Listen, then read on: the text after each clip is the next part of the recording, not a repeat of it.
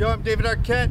We're here at XTR, which is a production company that I started with my wife and Bryn Mauser and a bunch of people. It's who's putting out my documentary coming up.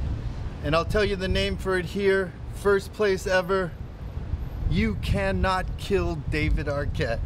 It was based on a 90s song that a band wrote that I didn't know them. And they wrote a song that you can't kill David Arquette because I never die in the movies I'm in. Well, I die a lot, but in real life you can't kill me.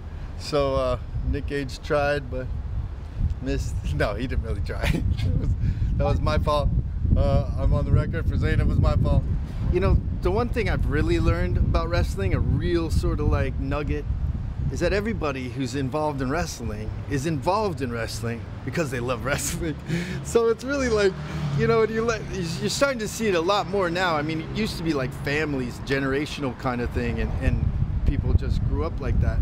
But nowadays it's people who grew up sort of watching it, or backyard wrestling, and it's a sort of different game. So I got a lot of heat for my match with Nick Gage, but I kind of grew up with backyard wrestling. And I mean, I was on the older side when backyard wrestling sort of took off, but I still sort of, you know, jumped off the roof onto a mattress and that kind of stuff, smashed my head, stupid stuff. Don't try this at home. What I've really learned is you need to train.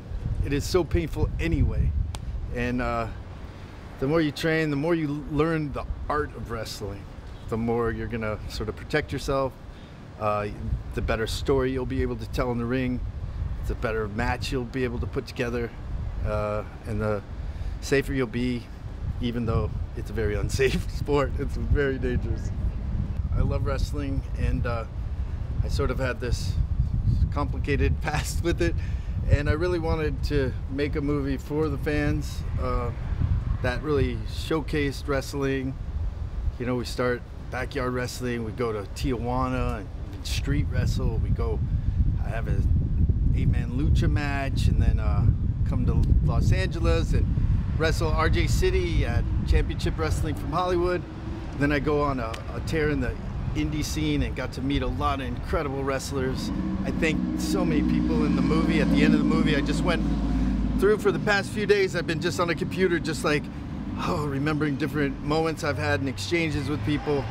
And it really is a love letter to wrestling, because I grew up loving wrestling.